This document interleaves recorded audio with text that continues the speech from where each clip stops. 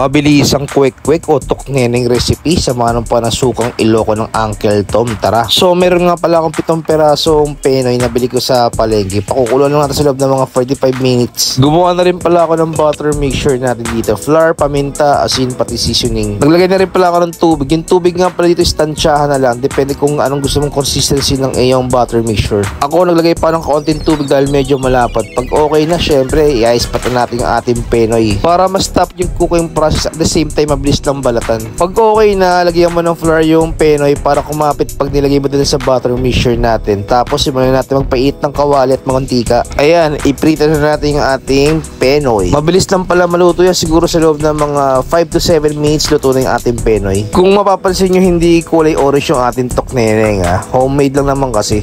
Mas pasarapin pa natin gamit yung sukang Iloco ng Uncle Tom. Ang nagustuhan ko lang dito sa sukang Iloco ng Uncle Tom is yung pwede mo siyang gamitin sa lahat ng mga prito na ulam o pulutan o merienda. So magpapaalam na nga pala ako tapos ayun. Hirap!